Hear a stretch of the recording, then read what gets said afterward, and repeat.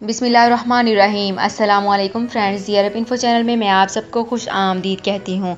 उम्मीद करती हूँ आप सब बिल्कुल ठीक होंगे। आज की वीडियो में हम बहुत ही इंपॉर्टेंट टॉपिक के बारे में डिस्कस करने वाले हैं कि अकामा गुम होने पर नया कार्ड कैसे हासिल किया जा सकता है और इस पर क्या जुर्माने आयद किए जाते हैं हुकूमत की तरफ से। इसकी तमाम तर डिटेल्स आप लोगों के साथ आज की वीडियो में ही शेयर कर रही हूँ। ये तमाम डिटेल्स जानने के लिए इस वीडियो को लाजमी से लास्ट तक ज़रूर देखिए। तो फ्रेंड्स, करते हैं अपनी आज की वीडियो को स्टार्ट। सबसे पहले मैं आपको बताती चलूँ कि सऊदी अरब में गैर मुल्कियों को जारी किए जाने वाले रहायशी परमिट को अकामा कहा जाता है।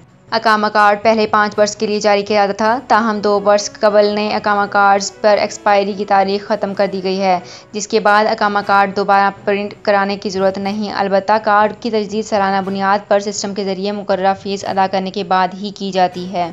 और हमारा सबसे मेन पॉइंट ये है कि अकामा कार्ड की गुमशुदगी पर दूसरा कार्ड हासिल करने की कार्रवाई की जाती है, जिसे अरबी में बदल फ़ाकिद यानी गुमशुदा कार्ड की बदले में दूसरे कार्ड का अजरा होता है।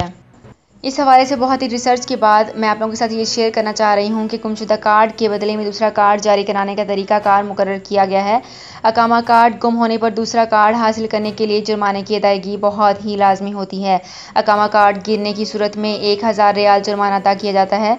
जवादात की जानिब से मुकर्ररा करदा ज़वाबित के तहत अकामा कार्ड गुम होने पर इसके बारे में सबसे पहले जवादात के मुतल्लिका शोबे को मुतला करना बहुत ज़रूरी होता है। तो फ्रेंड्स, ये थी मेरी आज की वीडियो। होप आपको ये वीडियो पसंद आई होगी। अगर आपको ये वीडियो पसंद आई है तो हमारे चैनल को लाइक, सब्सक्राइब एंड शेयर कर लीजिए।